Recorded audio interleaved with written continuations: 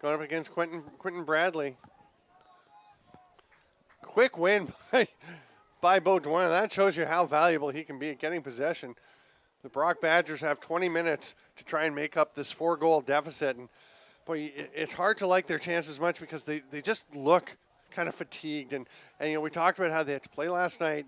The thunder or the wind knocking a tree down onto a power line, knocking out power in all of Lennoxville. The game wasn't able to be completed last night. They had to stay up late, waiting to see if they'd be able to play. And then when they finally go back, they have to get up early and come and play. And it's tiring to go through something like that, and it throws you off your rhythm. It throws you out of sync, and it makes it tough. And it's tough enough to face a team like the McGill Redmen, and then you face that adversity. It just makes it a little tougher. It does. It puts a lot of strain on them because they would have been up since probably at least 7 o'clock this morning, just kind of making sure that they were up and fully awake for their 9 o'clock start to finish off the game from last night.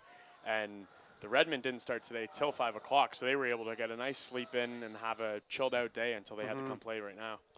Penalty coming to the McGill Redmen.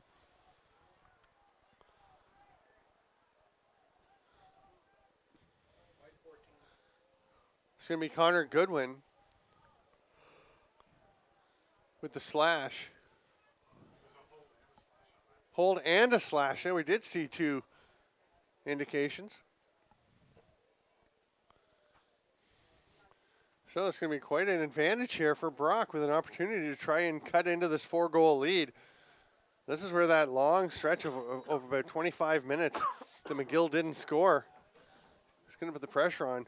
Speaking of pressure, Quentin Bradley heading way out high. I've been calling Bradley Hoffman Quentin Bradley for a little bit here. Number 8 is Quentin Bradley. 28 taking the faceoffs is Bradley Hoffman. My apologies. Borisal loses the ball. Fights to get it back. It's scooped up. Great play by Bo Hosking. There's a 30-second holding call, a 1-minute slash. So an extended period of penalty time, but they have managed to kill it off. Almost. Still sitting over there is Connor Goodwin, and kneeling over by the timer's box as Brock trying to take advantage here. A very active man-down unit for McGill. Really getting out and not giving Brock a whole lot of time to set things up. There again you see Bradley Hoffman just racing out. There's Hayden Nix right on top of the man with the ball. It pops loose.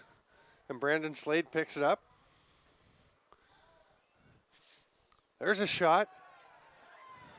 Bounces away from Weishi and is picked up nicely by Paul Riccozzi. He makes the pass across. Hard ride by Brock, but they do get the pass ahead to Hoffman. Nice scoop.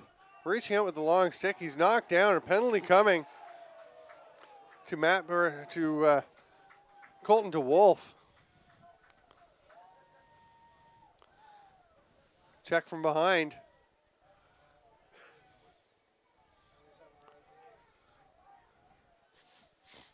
So McGill now with a man-up opportunity to try and extend this 4-goal lead with just over 16 minutes left to go here in the 4th quarter. It's going to be interesting to watch how McGill uses this man advantage to their advantage and compare it to how Brock just used theirs. Because McGill's are already off the bat moving faster than Brock was. Yeah, you just see more energy, more jump in the step of the Redmen. Not surprising. No excuse for Brock. It's just a reality. Exactly. They've had to go through a challenging. They've just played challenging a lot of time to get here in the last 24 hours. So sleep patterns disrupted. Eating patterns thrown a little off, and seem like little things, but they can all add up to have an effect. Parker Bale with the ball. And wait till he sees somebody come open. Just lob it back over. Connor McGee. Ripke came back and helped out. Now they move it up along the far side. Swim move. Neal trying to work his way in for a shot. Or draw and dish. He gets it over, but it's knocked down. He was going for Connor Ham. And Bradley Hoffman knocks the ball away. Picks up that ground ball. What a game Bradley Hoffman is having. Even though I was calling him Quentin Bradley for a while. He's been excellent. Both of those two are veteran defenders for this McGill team. That defensive play right there down low was excellent. Completely just stopped anything Brock could have had going, and they're able to bring it back down into the McGill offensive zone now.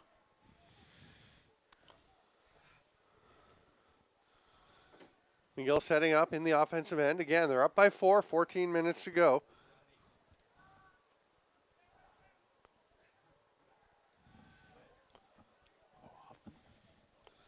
Taking their time.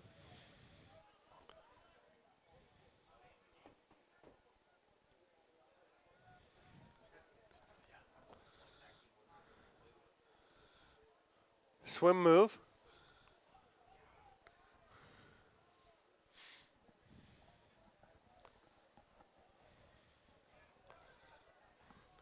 Sassone Lawless up top.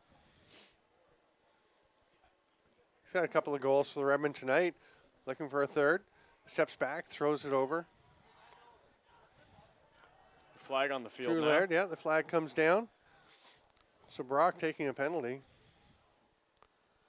Oh, and there's a quick shot. Anders Biela just darts in out of nowhere, takes the pass and tucks it home.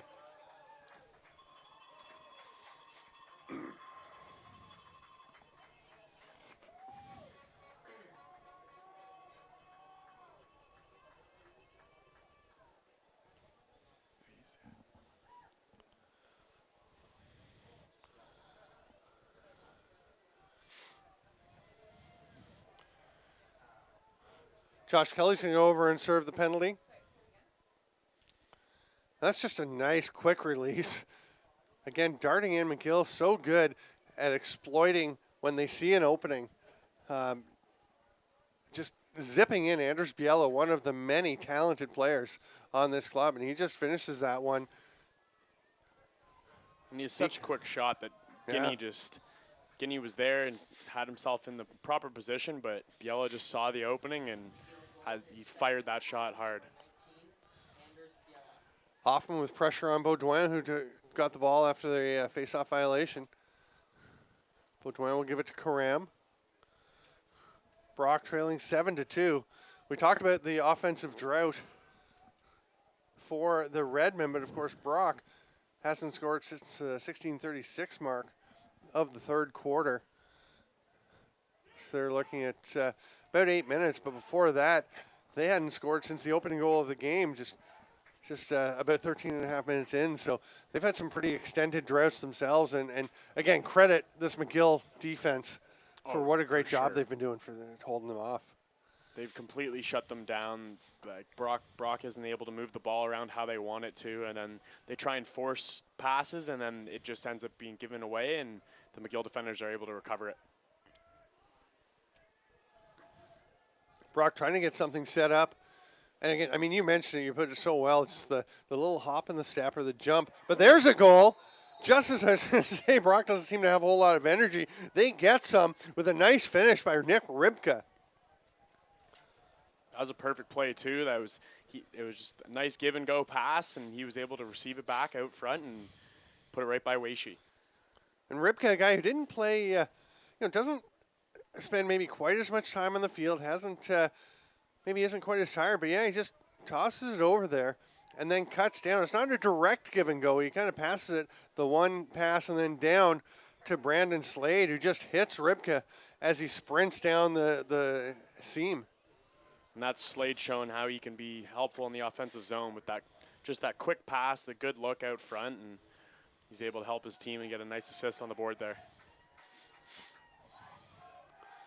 Baudouin tries to come out with another faceoff, can't do it. Loses his stick. That's just Sean Fontaine and McGill just ran over Colton DeWolf. We've had some big hits in this game. Yeah. Lots of physicality in this game. Hayden Nix has the ball. Quentin Bradley was waving. He was open. Then he motion. Nope. Guy coming to check me. Bradley Hoffman. Pass it back. Makes a smart pass to Weishi. Over to Nix. little pressure from Connor Ham, but they move it up, no problem. Alex Linton with the ball. 7-3 the score. We're into the final half of the final quarter of regulation time in this Baggataway Cup 2015 semifinal. I'm Steven Stamp with Sawyer Brock. You kind of have two first names, too, or two last names. Yeah, it's Either true way. a little bit. People actually do get that mixed up a decent amount. My teachers actually call me Brock a lot. So Yeah, I bet. If you don't see the comma, exactly, it's you're true. Brock Sawyer. But it is Sawyer Brock, just in case you don't want to confuse anybody. Maybe too late for that. Goose Bolton. Speaking of interesting names, stall warning on for McGill. Going to run the ball down into the back end, throw it back up. And they'll actually surrender possession after that missed pass. Spencer Bromley tried to go up and get it. It was just a little bit too high for him. And Parker Bale will start with the ball in the Brock end.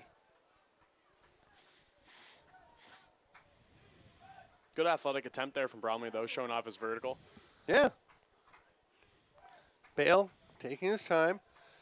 And there he makes the short pass. He does have those two staple plays, like you talked about, the pass to the far side over to Papadonic or one of the other Papadinic or one of the other defenders on the far side, or the short along the sideline pass. And he just executes them so well that they take him a long way. Yeah, he shows really good precision passing, even with that long pole in his hand. There's some quick passing there, and another shot. That one by Burasat, stopped by Weishi. And that's just a great play. It really was. Bradley Hoffman just taps that ball ahead. Such a smart defensive maneuver.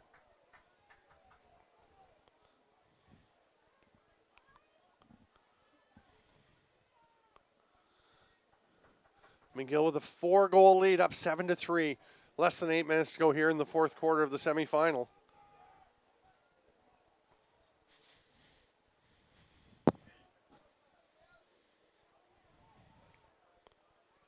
That ball goes out of bounds. Sassone Lawless just lost control of it under some duress from Colton DeWolf.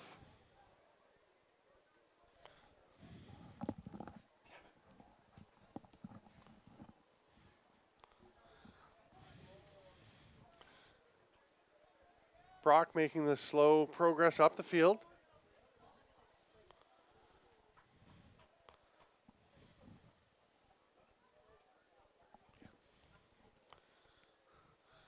Big check going to the floor. A nice job, though, scooping that ground ball up as Connor McGee heads down, gets it. Over, there's a goal. Another one by Davis Neal, his third of the game. And it's 7-4. Yeah, Brock's showing that they're not going down without a fight. That's another big goal for them.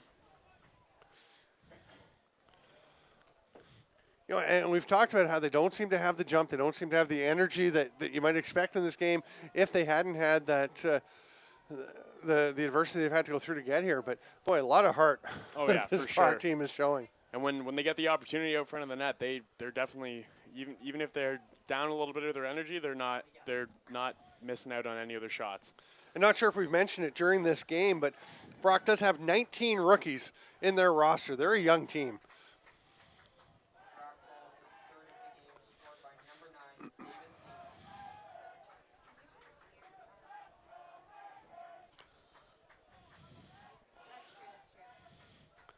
That pass skips away, but is picked up again by Burasa.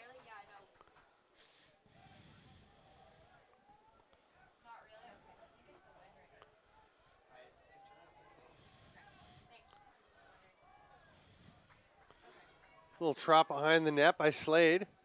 And Hayden Nix goes the entire way around with him.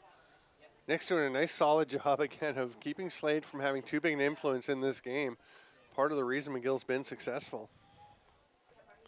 Yeah, because if McGill's able to shut down one of Brock's better men on the field, then it takes away a large part of their game, and they got to then work it to somebody else to put points on the board. Slade trying to create something. Nix kind of pushes him into the crease.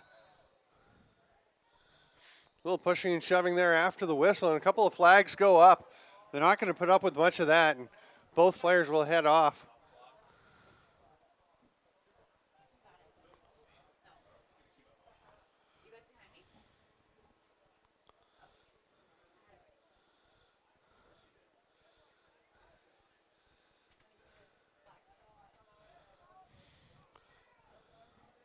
Looks like Paul Ricosi gone for McGill.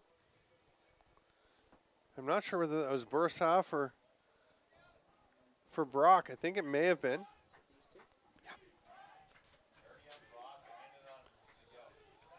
So 30 seconds for Brock, 1 minute for McGill. So we'll be even for 30 seconds, then the Badgers will go to the advantage. So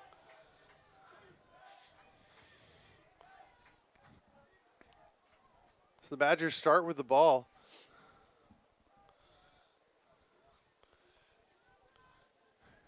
Looks like they're just going to take their time until they can bring the man back out and go to the man up.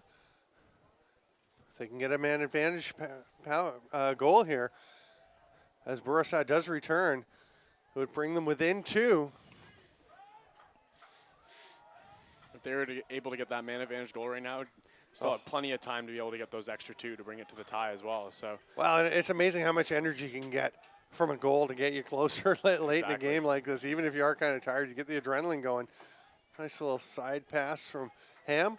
There's Slade sliding down. Oh, what a save by William Waitche. And then getting on top of the ball to come up with it. He's going to sprint out of his crease. Slade going after him. Great job. Nice dangle. He loses it, but gets it back. Had it in front of him the whole time, but throws it past his defender. Oh, what a move.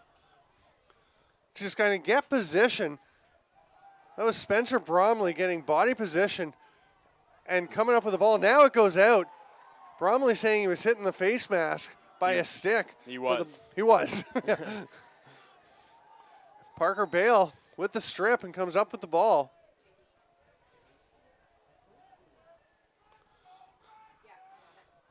Coming up to the final 3 minutes.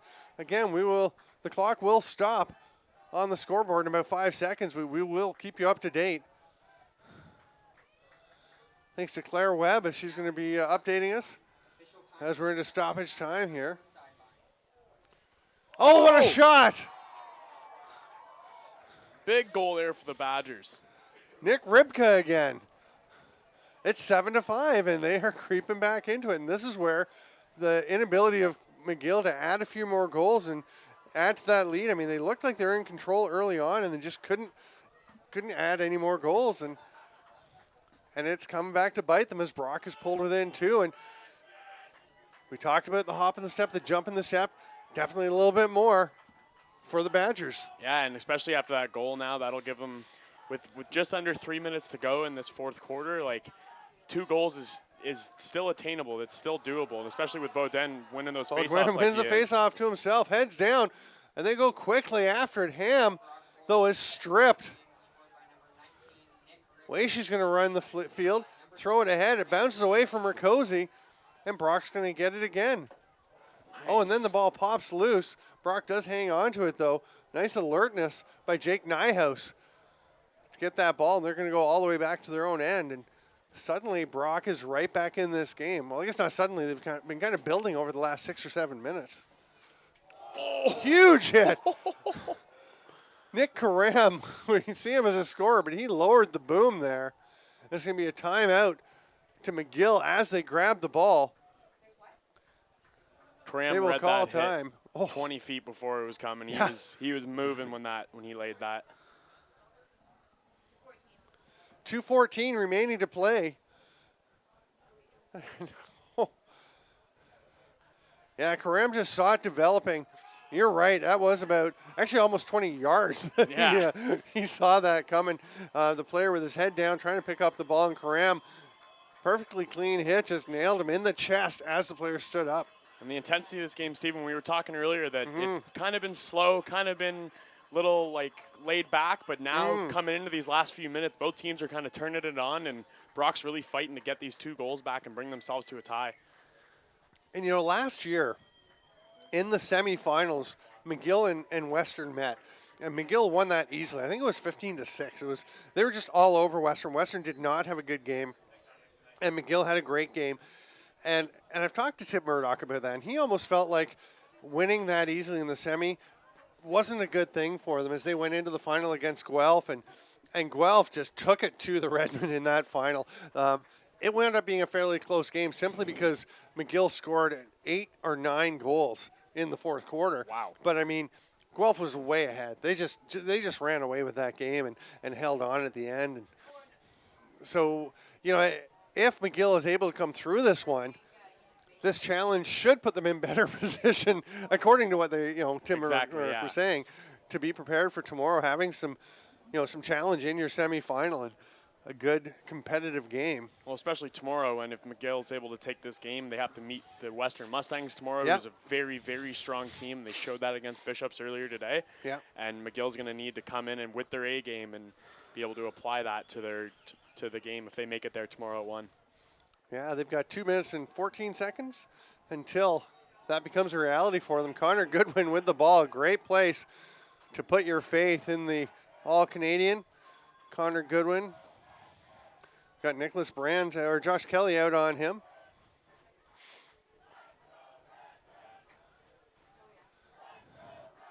Kelly in tight defense. Everyone matching up. We'll see. And now you can see Alex Guinea is looking to pick someone up, and he has come out now. We saw this backfire in Bishops, as of course they had to do it with Dave Bigley. And Guinea is up at midfield. Smart play by Anders Biela, the player that he picked up, to just go for a run up to midfield and take the goalie away from his net. And Goodwin still has the ball, killing valuable time. Now he's going to give it up, and Bromley will go for a run. Stall warning, and they give up possession once again. Wow, that was a good strategic play by the Badgers there to bring Guinea out and make it so that nobody could make the pass off, because it turned out and to get them a possession. Connor McGee gets the ball over midfield, and now Brock Badgers will take a timeout. 1:08 to go in this game, and Brock trails by 2. We have certainly seen things like this happen recently. Yeah, yes, we have. Definitely last night. Today as well. I guess, yeah, it was this morning. The Trent Excalibur scored 2 goals in the final 50 seconds to tie it up and force overtime against this Brock team in a thrilling game. Brock's definitely going to look to try to imply the exact same thing they did, or that Trent did against them this morning. This is the 4th excellent lacrosse game we've had this weekend. I've been to some Baggataway Cups, and I'm not sure I've seen one. I have to talk to some of the other folks who have been to more than me even, and say, I'm not sure I've seen a Baggataway Cup where every game was this competitive. Usually at least one of them, someone kind of runs away. Western got a bit ahead of Bishops today, but it was no blowout. There was a competitive game to the end. Bishops fought. Yeah, you're right. They did win by 5 goals, one of them being an empty net because they brought Bigley out to play D, but they did fight really hard until the very end, and you're right, all 4 of these games have been pretty close up until close to the end, and both teams are fighting hard, and nobody's kind of sitting back on their heels and just coasting the lead. No, we've got Kevin Caplice here, longtime official and a supervisor of officials, and we're just talking, Kevin, about, have you ever seen a Baggataway Cup where all the games were this competitive? Yeah. Kevin's been involved with this league for about 30 years. 1998. 17 years. That's not 30 years. That's not even close.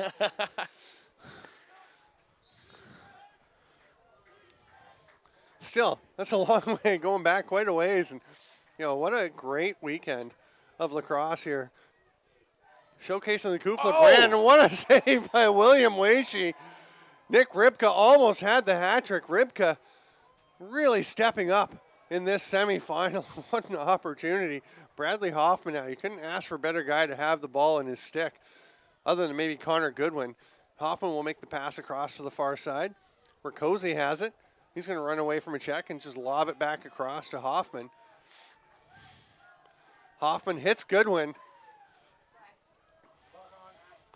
The clock is on the field. 30 seconds to go. 30 seconds from the McGill Redmen returning to the Baggataway Cup Finals. Double team on Sassone Lawless. He's sent over backwards, but hangs onto the ball. It pops loose. Brock has it. McGee makes the pass forward. Davis Neal trying to work his way down the field. Got Rakosi on him. Pass down low, spinning move by Slade. What a nice play, but Connor Goodwin hustles back, and that'll do it. The McGill Redmen, a bit of a subdued celebration. They come out and, well, maybe not too subdued. They're pretty happy, but not quite as bouncy as you might expect. The guys on the sidelines actually got a little more excited than the guys on the field. The guys on the field seemed like they didn't know that the game was done. Yeah. So we will have the player of the game presentations in a little bit, but the final score 7-5 for the McGill Redmen over the Brock Badgers.